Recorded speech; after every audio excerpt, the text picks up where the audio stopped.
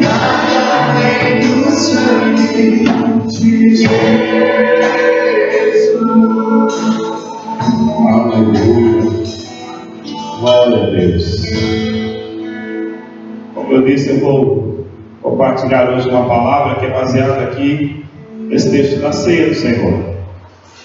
Então, se você tiver aí com a sua Bíblia, deixa ela aberta. Nós vamos compartilhar aqui de um momento onde eu confesso que algumas coisas nós vivenciamos, outras nós praticamos, outras nós ouvimos. E essa palavra da ceia eu fico comigo a pensar e a imaginar que eu ouço ela desde antes mesmo da minha conversão. Eu já ouço falar da ceia. Antes mesmo da minha conversão, porque eu vinha, olhava e por várias vezes via os irmãos partilhando da ceia, via os irmãos distribuindo os cálices, os alimentos, e ali eles celebrando, alguns por motivos específicos, às vezes se derramavam diante do Senhor, reconhecendo as suas falhas, as suas limitações. E eu fiquei imaginando assim, poxa, dando tempo, e eu sempre só faço uma pequena reflexão. Sempre é só na ceia, eu vou, tiro algumas verdades, aplico no culto. Eu fiquei imaginando, falei assim, não, eu preciso estender um pouco mais sobre a importância da ceia. E eu coloquei um título para essa palavra, que é o seguinte: alimentando-se do Senhor na ceia. Alimentar do Senhor na ceia. É como o ato de celebrarmos, o ato de vivermos aquilo que o Senhor quer para nós. Deus é bom, Ele nos ama, Ele deseja o melhor para você. Quantos creem nisso? Você crê que Deus quer o melhor para a sua vida e Ele te ama?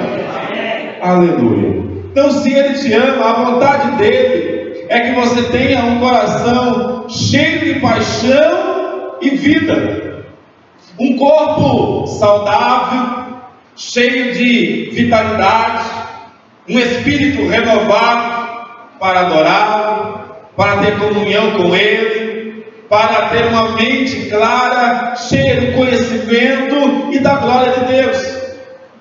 Esta é a vontade de Deus.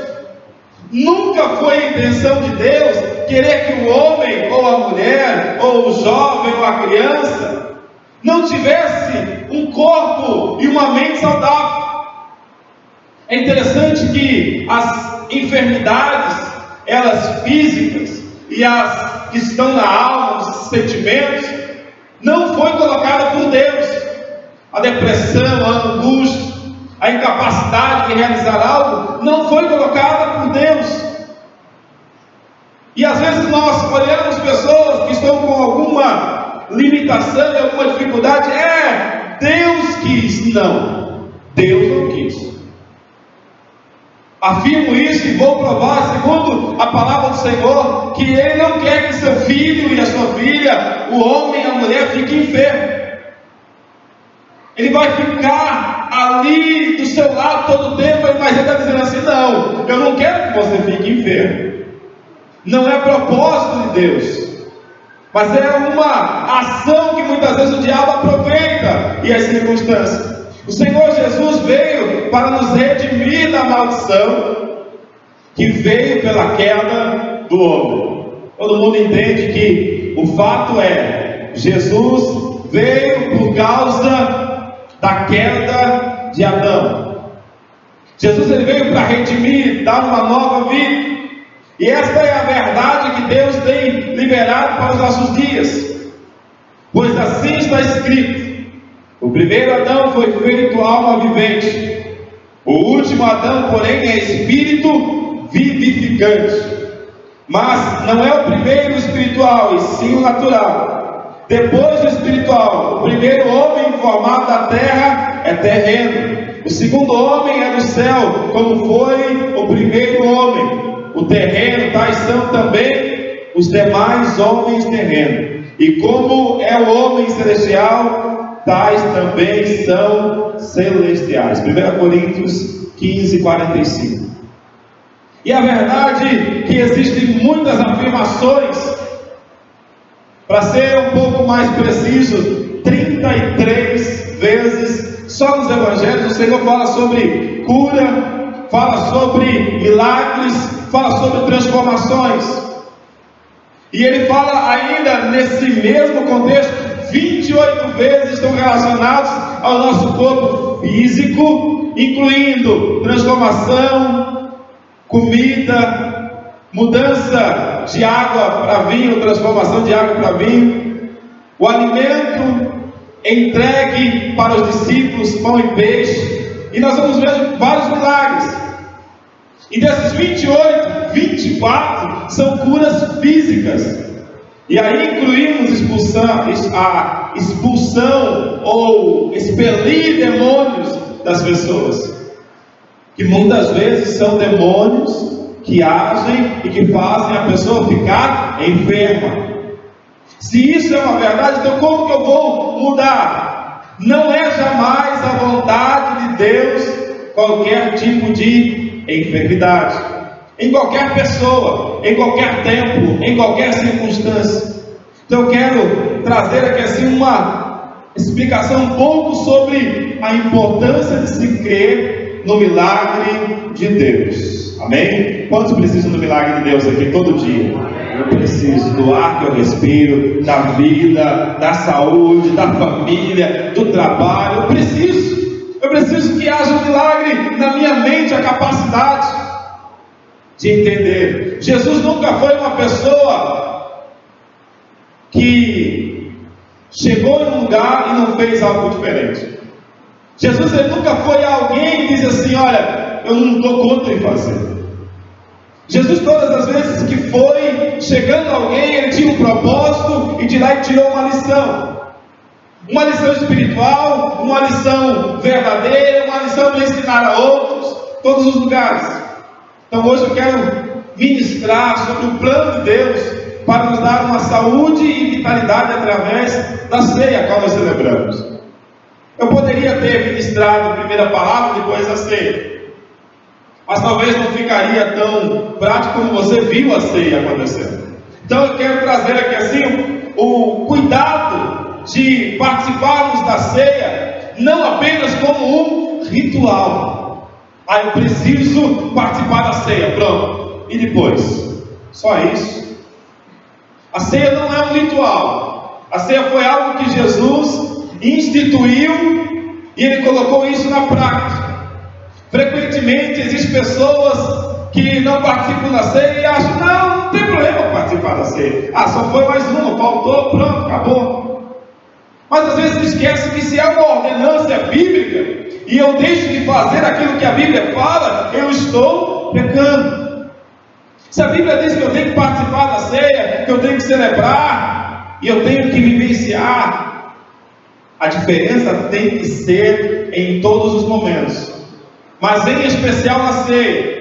Os primeiros pentecostais, quando um crente ficava doente, eles faziam com que a pessoa tomasse a ceia todo dia até ser curado. Imagina, todo dia a pessoa estava enferma, alguém chegava lá e falava: irmão, vamos aqui celebrar a ceia do Senhor. Irmão, vem aqui. Mas olha, eu celebrei ontem, mas vamos de novo até você ser curado, porque é um princípio de que Deus cura, que Deus opera milagres, e foi um fato que Jesus deixou isso muito em seu coração, e os irmãos da época, os discípulos, entenderam isso. A ceia nos dá uma saúde e vida, e isso faz com que a gente possa olhar para as nossas enfermidades falando assim: não, mas não é Deus que quer isso para mim, não é Deus que quer que eu fique enfermo. E às vezes a gente fica: só tem enfermidade só um lado, mas não é só um lado, é todas as áreas. Às vezes eu estou enfermo na minha vida espiritual, às vezes eu estou enfermo na minha vida financeira, Às vezes eu estou enfermo na minha vida, no relacionamento com o meu cônjuge, e eu preciso ser curado. E para isso eu preciso compreender a verdade da palavra. O Senhor está dizendo que a igreja deve receber os benefícios da ceia para que não sofra nenhuma condenação. O fato é, a ceia é importante. Eis a razão porque há entre vós muitos fracos e doentes, e na minha versão aqui está escrito poucos que já dormem. É interessante isso. Desde Adão, quando caiu, ele viveu uma realidade. E muitas vezes nós olhamos e, qual que é a realidade de Deus para a minha vida? O que Deus tem para mim? Qual é a importância desse ato para a minha vida? E às vezes as pessoas passam 1, 2, 10, 30 anos convivendo com a igreja, vivenciando a vida da igreja, mas não participam desse ato. E às vezes vivem uma vida enferma em todas as áreas e não conseguem se desprender. Às vezes a pessoa tem algum impedimento, às vezes há algum impedimento, mas às vezes a pessoa não se posiciona e diz assim: não tem problema eu não participar da ceia, não tem problema. Para mim participar da ceia eu preciso batizar, eu preciso ter um compromisso, eu preciso fazer isso, aquilo. É importante, é necessário. Agora, o que isso faz com que a minha vida seja diferente dos demais? É porque eu começo a olhar para a Bíblia e eu começo a ver a importância de estar em comunhão com Deus e com os meus irmãos. E aí a realidade muda o quadro que nós estamos vivendo. E isso muda o quadro das nossas vidas. E o resultado de muitas pessoas que não entendem o princípio da ceia é fraqueza e doença. Fraqueza espiritual. Um dia está bem, outro dia está mal. Um dia está quase prostrado, caído, outro dia está ficando de pé. E aí é uma fraqueza. Aquele sentimento de dizer assim: hoje podia acabar. O mundo podia acabar tudo. Para mim tanto faz. Para mim tanto fez. Se eu vou, se eu não vou. A minha vida está mais ou menos. Há uma fraqueza espiritual. Você pode interpretar isso como um juízo de Deus, dizendo: estou fraco, é Deus me punindo, é Deus me punindo. Não. O prazer de Deus não é punir o seu filho. A correção sim, mas a punição não. A correção é bíblica, então Deus faz isso para com os filhos. Agora, ficar judiando a pessoa, não é esse o propósito. Não é a vontade de Deus que as pessoas morram, principalmente sem Deus, principalmente sem conhecer a Jesus. Uma das razões das mortes prematuras é como estão vivendo e como indignamente estão vivendo.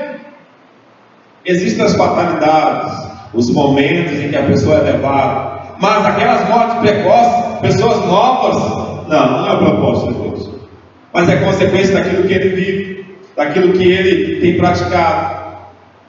Ontem, junto com os amados irmãos ali no retiro, eu preguei uma palavra baseada em 1 Pedro 5,8, falando sobre o diabo, o adversário, está ao derredor como um leão, rugindo, procurando alguém que ele possa tragar. E eu contei uma história de um bicho. E lá contei a história e tal, e eu trouxe a palavra dizendo que a importância de estarmos sendo a vontade de Deus. Hoje de manhã, quando eu cheguei lá, mal cheguei, já teve uma pessoa que perguntou: pastor, você tem que vir aqui conversar com alguém. Eu falei: o que foi? Ele viu o capeta aí. Eu falei: viu o capeta. Tem certeza? Viu, e foi difícil. Eu fui conversar com essa pessoa.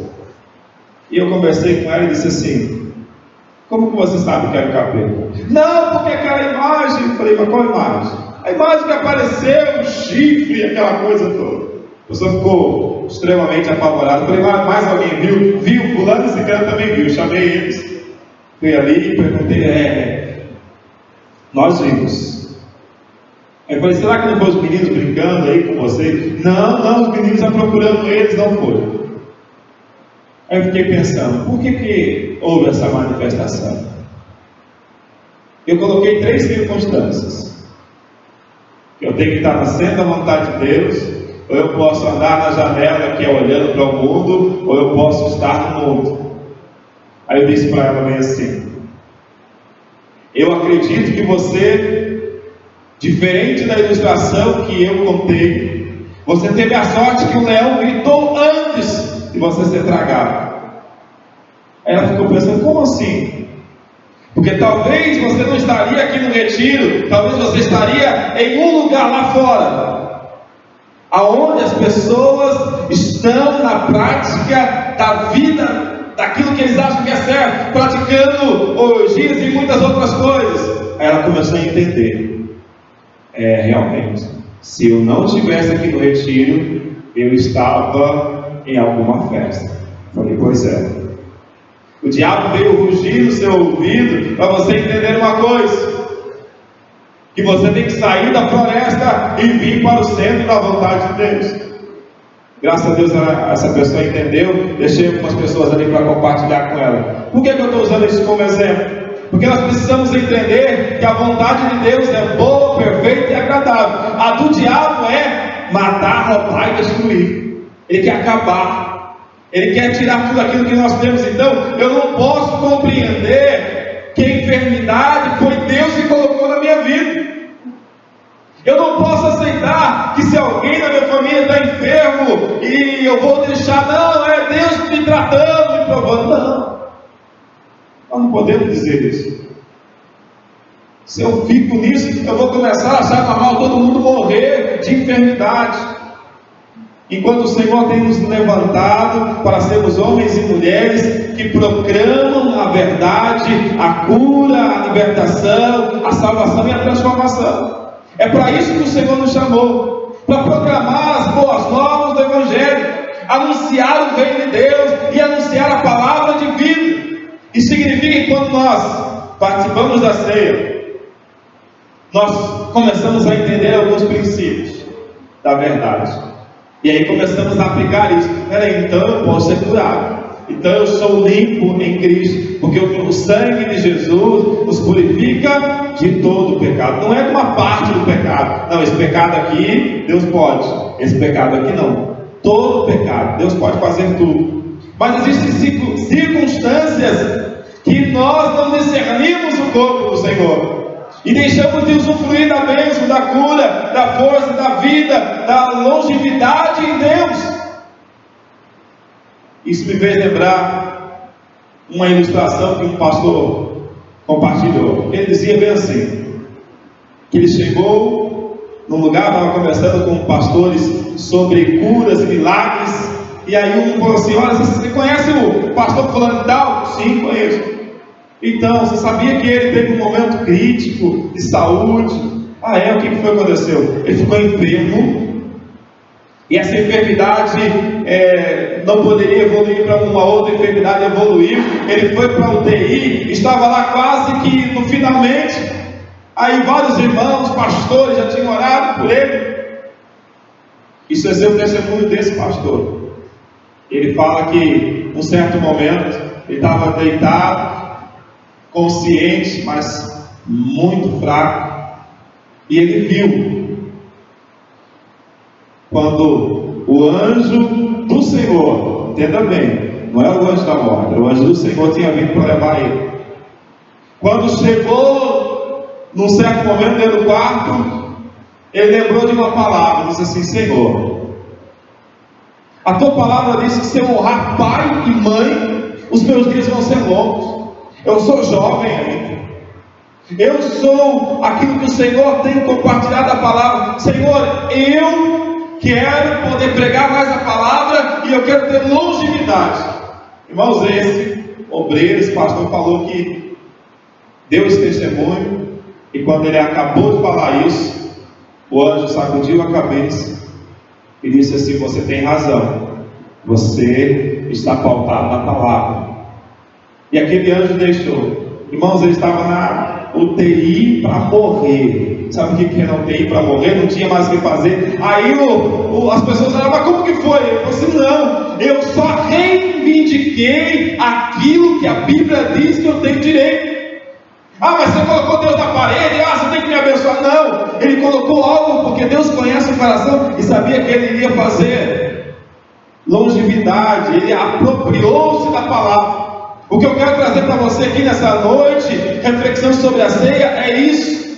Nós temos que nos apropriar, nós temos que nos alimentar da palavra do Senhor, nos alimentarmos da ceia do Senhor com intensidade, nos alimentarmos daquilo que o Senhor tem na sua palavra, e dizer assim, Senhor, eu quero que isso seja prático na minha vida. Ah, mas é só ler? Não, ler não. Aí ficaria fácil, tem que praticar. E aí muda-se o quadro, muda-se as circunstâncias. Eu começo a discernir o corpo, eu começo a discernir aquilo que Deus quer para a minha vida, e eu começo a fazer a diferença. A palavra que significa, daqui no termo discernir, vem de uma expressão diácrino no grego. É uma palavra que faz a diferença, separação, e é uma forma de distinguir algo. Então eu começo a olhar para a palavra de Deus, eu não vejo só como uma palavra que alguém escreveu, mas eu começo a olhar para a palavra de Deus como a própria voz de Deus para a minha vida. Você consegue compreender isso? Amém. Quando a palavra diz assim, tudo é possível que crê, ela não está dizendo assim, tudo é possível só para aquele que tem muita fé, não, é para aquele que acredita. E eu começo a vivenciar isso se torna parte da minha vida, e eu começo a mudar. É interessante que a vida em Deus muda o coração, muda as atitudes, muda a forma de pensar. Como que eu vou vivenciar isso? Uma vez que eu estou discernindo o significado de Deus para a minha vida, eu começo a vivenciar a prática do corpo. Eu posso desfrutar da força, da saúde, da vida, da longa experiência em Deus. É o exato momento em que eu começo a olhar um oposto do que as pessoas podem dizer. Alguém pode dizer assim, não tem jeito. Aí você diz assim, não tem jeito. Mas foi Deus que disse? Não, foi a pessoa. Então, a minha vida tem que estar junto da palavra. Se Deus disse, eu vou fazer. Se Deus não disse, eu vou ficar aguardando o momento de Deus. Infelizmente, algumas pessoas não conseguem olhar para isso e esquecem, e não conseguem entender, e faz da ceia só mais um ritual, só mais uma reunião. É só mais uma ceia, é só mais uma celebração, é só mais uma, e vai colocando dentro de uma gaveta, dizendo só mais uma e pronto. E não é assim.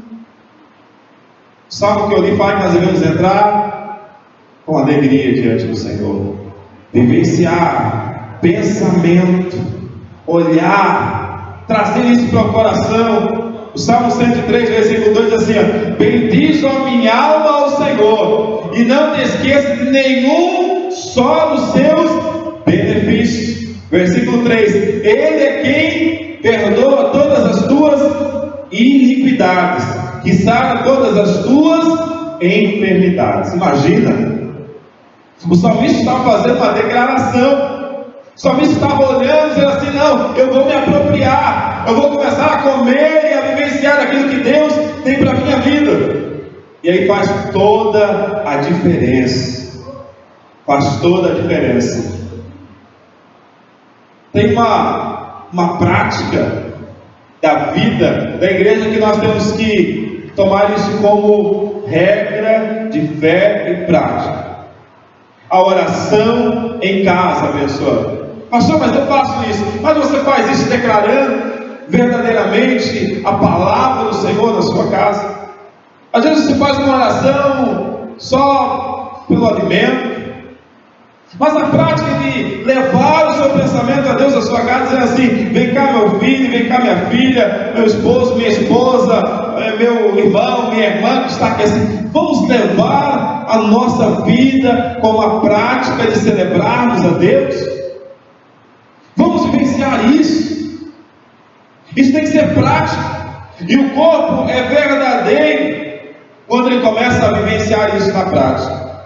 Estou encerrando. João 6, os versículos 49 ao 58. Eu quero encerrar diante desse texto. João 6, o Evangelho, capítulo 6, versículo 49 ao 58. Se você quiser acompanhar, diz assim: os vossos pais comeram o maná no deserto e morreram. Este é o pão que desceu do céu, para que o que dele comer não morra. Eu sou o pão vivo que desceu do céu. Se alguém comer desse pão, viverá para sempre. E o pão que eu der, e a minha carne, que eu darei pela vida do mundo. Disputavam, pois, os judeus entre si, dizendo: como nos pode dar este a sua carne a comer? Jesus, pois, lhe disse: na verdade vos digo, que se não comerdes a carne do Filho do Homem, e não beber o sangue, não tereis vida em vós mesmos. Quem come a minha carne e bebe o meu sangue, tem a vida eterna, e eu ressuscitarei no último dia. Porque a minha carne verdadeiramente é comida, e o meu sangue verdadeiramente é bebido. Quem come a minha carne e bebe o meu sangue, permanece em mim e eu nele, assim como o Pai que vive me enviou. Observe isso: o Pai que vive enviou. Eu vivo pelo Pai, assim quem de mim se alimenta, também viverá por mim. Este é o pão que desceu do céu. Não é o caso dos vossos pais, que comeram maná e morreram. Quem comer esse pão, viverá para sempre. Imagina isso, irmãos. Você recebendo essa palavra de Jesus, dizendo: olha, você vai fazer parte comigo. É lógico que às vezes você começa a olhar esse texto, sem você ter um olho para avaliar, comer a carne. A gente já imagina alguém pegando o corpo de alguém, começando a serrar e cortar. Que coisa terrível! E às vezes alguns que fazem esse tipo de prática, os psicopatas, esses estupradores, esses que cortam a pessoa, às vezes eles leem o texto e falam: não, eu posso cortar, é carne, então pronto, tanto faz. Mas não é isso. O objetivo aqui é muito claro: comer da carne, isso significa se alimentar da palavra do Senhor. E tomar o sangue é vivenciar o Espírito, é alimentar o Espírito, é vivenciar. Jesus disse que a maneira de permanecer nele é participando da sua carne e do seu sangue. Nisso vemos a importância de participarmos da ceia, não como um ritual, mas como uma experiência de vida. Como que você tem tido essa experiência no momento que você toma a ceia? Eu nunca senti nada, não. Tomo a ceia, como, sento, os irmãos cantam, eu levanto de novo, ou eu sento, ou eu fico cantando novamente, só isso. Mas qual a experiência sua de vivenciar o ato da ceia? E eu fiz questão de pesquisar um pouquinho sobre pessoas que foram curadas mediante o ato da ceia. Então eu quero que você entenda uma coisa: não é o pão, a transubstanciação, aquele fato de comer é como um remédio, pronto. Não é isso.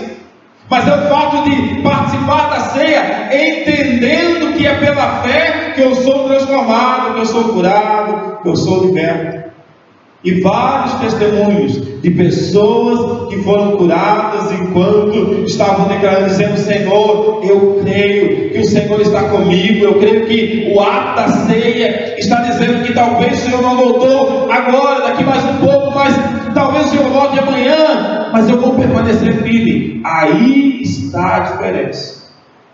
A diferença está na fé. Jesus vai voltar. Jesus vai voltar, vai buscar. Então, enquanto isso eu vou celebrando, eu vou vivenciando, eu vou participando, e eu vou tomando em meu coração o alimento da fé a cada dia. Eu encerro dizendo: o Senhor Jesus odeia simplesmente um ato religioso. Ele odeia ficar vendo só um momento só. Mas Ele se alegra quando as pessoas que estão junto dele, estão vivenciando, estão comendo a sua carne, que é a palavra, e estão bebendo do Espírito verdadeiramente, começam a se colocar diante do Senhor, dizendo: Pai, a minha vida está mudando, a minha vida está transformando. E aí o pai começa a ver o filho, dizendo: aqui meu filho está fazendo a diferença. Aqui ele está fazendo aquilo que eu deixei prescrito, escrito, ponto por ponto, verdade por verdade. Muitos irmãos, muitas pessoas podem sair daqui simplesmente dizendo: ouvi mais uma palavra, ouvi mais um cântico, participei de mais uma ceia. Ou você pode sair daqui dizendo assim: eu vou mudar tudo aquilo que eu tenho pensado. Eu vou começar a aplicar a palavra de Deus como verdade para a minha vida. Quero convidar você a ficar de pé nesse momento. Eu quero orar, encerrando. E eu quero ler aqui mais um texto, terceira carta de João, capítulo 1, versículo 1, diz assim: ao presbítero Amário Gaio, a quem eu amo na verdade, amado, acima de tudo, faço votos por tua prosperidade e saúde, assim como é próspera a tua alma. Eu fico imaginando isso, uma instrução a um homem dizendo assim: eu desejo que você seja próspero do lado de fora, como você é próspero do lado de dentro. Mas você imagina uma instrução dessa? Isso significa que esse homem, o Gaio, ele tinha um referencial em seu coração. Ele servia, ele amava aquilo que ele estava fazendo. Ele tinha o prazer em estar ali declarando ao Senhor. E aí a instrução é: do mesmo jeito que você está dentro, você vai ser fora. E aí a pergunta: como está o seu coração? Às vezes o exterior, ele só está expressando algo que está no interior. Aí eu vou começar a mudar. Deus, eu vou começar a praticar a tua palavra. Eu vou começar a vivenciar as experiências que o Senhor deixou na sua palavra. E a maior prova de que isso vai fazer a diferença é quando você sair daqui e começar a olhar, avaliar algumas coisas e dizer assim: não, eu vou mudar. Tem que mudar. A minha vida vai ser de conquistar a cada dia, de vivenciar a cada momento, a cada prática, a cada instante. E eu vou poder exercer não só um sacerdócio, mas eu vou viver a prática do Evangelho. Vou conquistar, vou exercer a sua vontade. A vontade de quem? De Deus. E como eu citei esse texto de João, 3 João, eu quero que você seja próspero em todas as áreas. Eu quero que quando você participar da próxima ceia, você possa lembrar dizendo assim: a ceia tem poder para mudar a minha vida e a minha história. Jesus liberou tantas coisas para mim, então eu vou começar a olhar para a Bíblia e vou falar assim: peraí, eu preciso disso para o meu coração. Eu vou ser próspero em todas as áreas. Quero convidar você a fechar os seus olhos, curvar a sua cabeça e falar com o Pai, dizendo: Senhor, eu estou enfermo. Deus conhece a sua enfermidade, Deus sabe. Então hoje Ele te dá uma oportunidade para que você possa dizer assim: Pai, eu reconheço que eu preciso do Senhor. Eu quero ser abençoado, eu quero ser próximo, eu quero ser curado, porque hoje eu participei de um ato. Pastor, mas nós já celebramos assim. Agora que você sabe, você pode se apropriar daquilo que você participou agora há pouco. Olha, Senhor, você precisa. de alguma área, de alguma manifestação, de algum poder, de alguma transformação, faça isso. Comece a orar ao Senhor nesse momento. Comece a orar dizendo: Pai, muda minha alma, muda minha história. Oh Espírito Santo, eu celebrei, Senhor, a ceia. Eu participei e agora, Senhor, eu quero me apropriar disso, tua palavra. Oh Espírito Santo, oh Espírito Santo, você precisa ser curado. Você precisa ser curado. Receba aí onde você está a cura que você precisa. Compreenda o ato de Jesus. Compreenda o ato de Jesus na cruz. Oh Jesus querido. Oh Pai amado, por todas as vezes, Senhor, eu tenho falhado, mas essa noite, Senhor, eu me aproprio, Senhor, da sua palavra.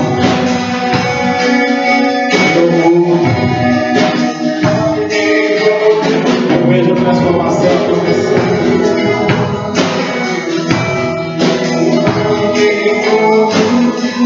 Vamos declarar isso cantando, encerrando assim, vamos declarar isso. Comece a cantar, comece a declarar, porque você vai ser tocado pelo Senhor se você precisa dessa cura. Aleluia. Não há ninguém, só Ele pode. Não há ninguém,